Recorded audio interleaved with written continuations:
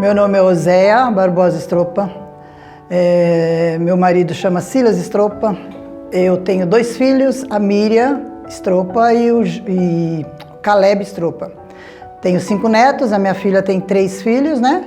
Gustavo, o Lorenzo, e nós temos uma netinha especial que é a Laurinha, que veio para a nossa casa com muito amor, ela foi recebida e ela é a nossa alegria em casa, a vovó que cuida dos 3, da filha. E o meu filho tem duas meninas, a minha nora é mestiça, né? Então minhas netinhas são mestiças, Gabriela com 15 anos e a Isabelle vai fazer 9 semana que vem. Eu nasci na cidade de Cafelândia, estado de São Paulo, mas eu não tomo café. Meu pai contratou um professor de acordeon para ir em casa, que ele tinha muitos ciúmes das filhas, né? E ela acreditava que as 2 mais velhas, as minhas irmãs, que daria na música, porque ele era presbítero, era muito severo, queria que as filhas tocassem, ele queria as filhas dentro da igreja, mas trabalhando no ministério de música ou outro, né? Mas ele falou, não, a Oséia não vai não, a Oséia é muito moleque, a Oséia empina pipa, a Oséia é de subir em prédio, se deixar até um prédio ela sobe, então ela joga maia, ela faz uma vida de moleque, por isso que ele colocou o nome de Oséia, né? Oséias, né? Mas na escrita saiu Oséia. E aí eu ficava escutando a aula das minhas irmãs fora de casa, né? Ele ficava lá dando aula, ensinava notinha e eu ficava ouvindo, eu falava, que engraçado, o que é isso, né? E ele tocava na sanfona, ele chamava Claudecir, ele já é falecido, Claudecir Cordeiro. Isso foi lá em 64, se eu não me engano, por aí. Era uma meninota. E eu comecei a ouvir aquilo, e um dia minha mãe falou assim pro meu pai, ô Taíri, ela chamava ele de Taíri, Taíri, se você vê a Oséia, tá tocando sanfona escondida. Eu pegava a sanfona quando meu pai não estava em casa, ele comprou, era uma chácara, né, em Guaianazes, era onde a igreja, inclusive ele doou isso para a igreja. E eu ia no meio do mato, debaixo da bananeira, lá com a sanfona, e ficava lá, tocando, e a minha mãe ouviu aquilo, né, falou, Taíri do céu, a Oséia já tá tocando. Ele falou, tá nada, a Oséia não toca nada. Ele falou, então, vem cá, Oséia, toca aqui pro seu pai ver. E eu morria de medo dele me bater, né, porque eu peguei a acordeon escondida, né, naquela época era sanfona, que era pequena, e ele falou, toca aí, eu quero ver. E eu comecei a tocar, não sei como, aí eu não gosto muito de falar, que eu fico emocionada, e eu lembro desse momento que Deus ali começou a operar na minha vida, né, porque ali eu toquei, eu morri na cruz por ti, que eu lembro foi a primeira dedilhada na sanfona, e já tocando baixo, que eu nem sabia que era aquilo, né.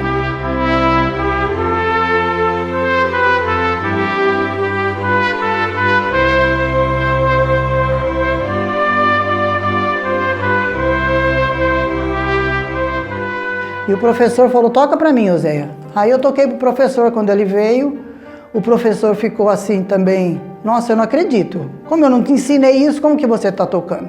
Falei, professor, eu não sei, eu sei que eu tenho muita vontade, eu quero aprender, eu quero tocar. Aí, a partir dali, eu comecei a pegar a sanfona, comecei a tocar e comecei a querer aprender. Meu pai falou, eu queria você em dezembro já tocando, no culto de Natal. E eu toquei todos os hinos de Natal, não sabia nem apertar o fole, né, do órgão. O órgão era maior que eu, né? E foi uma emoção muito grande tocar Noite de Paz, né? Que coisa mais linda. Ele era um pai muito bravo, muito severo, daquele que eu não podia falar com ninguém, não só eu, todas as minhas irmãs, né? Ele queria proteger as filhas, ele só teve filha mulher. E eu não sei se esse amor que ele teve, forte demais, até, eu digo errado, né?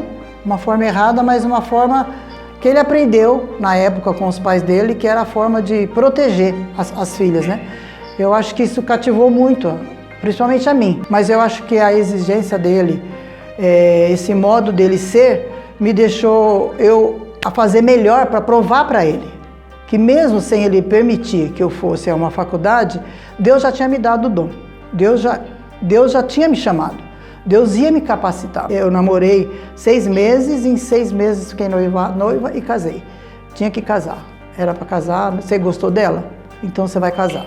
Ela é a joia, ela é minha caçula, você toma conta dela que ela é minha preciosidade. Ele escreveu isso na Bíblia. Oséia, minha filha caçula, minha preciosidade que Deus me deu. Então isso daí é muito gostoso você ler a Bíblia dele escrita lá e saber que ele me amou tanto assim, né? Quando eu tinha 14 para 15 anos, na igreja de Guaianazes chegou, meu pai era presbítero, e ele como na fazenda, e também ele recebia os missionários e também recebeu em Guaianazes, na igreja de Guaianazes, a missão Peniel. E aí eles ficaram a semana inteira na minha casa. E ali eles viram todo aquele desenvolvimento, eu tocando, cantando, falando. Não tinha vergonha de falar, por isso que meu pai não queria que eu estudasse, que nenhum homem viesse me dar aula, porque eu era muito dada. E ele achava que alguém ia aproveitar de mim, né? Ele falava, o Zé é muito dada, o povo vai aproveitar, vai levar ela é bobinha. E aí nesse dia que o Peniel estava lá, num culto que teve no sábado, eu senti o chamado mais de perto para Jesus Cristo. Eu digo que ali foi minha conversão de 14 para 15 anos. De 12 para 13, eu acredito que foi mais uma brincadeira de provar para o meu pai. Eu queria provar, pai, eu sei tocar, eu vou tocar. A Ávila e a Inês não vão aprender, mas eu vou te dar esse orgulho para o senhor ver que eu vou tocar, pai. E ali quando chamaram quem queria servir em missão, em Peniel, ele levava todos os jovens, né? Eles saíam catando jovens nas igrejas, eu fui lá na frente, nesse chamado, chorei muito que eu queria ir, o pai não deixou eu ir na hora certa, ele falou, não, ela é muito nova, ela não pode, ela vai fazer 15 anos, mas não tem problema, seu Tair, tem muita gente jovem lá no seminário, é assim mesmo, quando a pessoa sente o chamado, a pessoa tem que ir. Ele falou, não, ela não vai não, é a minha filha, agora que ela está tocando, eu quero ver ela tocar, ela vai ficar aqui comigo. E aí a gente não foi, porque o papai não permitiu. E aí eu senti que realmente o chamado que Deus me fez naquele momento foi um chamado para eu despertar, não para ir pregar o evangelho, mas sim para pregar através da música. Eu sentei e toquei, a Thelma falou, mas você está falando que não sabe ler, não sabe tocar, como você está tocando? Falei, não sei, conversa com meu pai, ele está lá fora. Então eu mandava tudo falar com meu pai, fala com meu pai vai explicar para você, que eu tinha muito medo de ninguém me aceitar, porque eu não tinha um diploma na mão. Todos ali chegaram, apresentavam o seu cartucho, né? Seu diploma, está aqui meu diploma, eu sou doutorado, eu sou isso. Deus é muito bom comigo. Eu não mereço tantas bênçãos e tanta vitória que nós conseguimos. Tanta vitória, né? Quando nós chegamos aqui, o pastor falou, Zé, forma uma escola de música. Eu falei, mas pastor, escola de música, eu não tenho formação para isso. Ele falou, não, mas faz um projeto e manda para o conselho. E eu, do meu jeitinho lá, fiz o projeto, mandei para o conselho falou, não precisa disso daqui não, começa a escola de música. E a escola de música está aí até hoje, né? Uma regente me mandou um vídeo e eu até me emocionei, porque ela tem pouca visão, ela estava sem dente e ela é bem simples, muito simples, e ela não conseguiu cantar. E eu falei, então você vai fazer o seguinte, minha irmã, ela me mandou falar, você sabe o que você vai fazer? Você vai só mexer a boca. Ela ficou na frente cantando, tipo, eu vou cantar para você um hino, ó.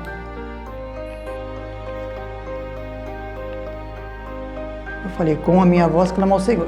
E ela foi colocada lá, ela está inserida lá nos vídeos.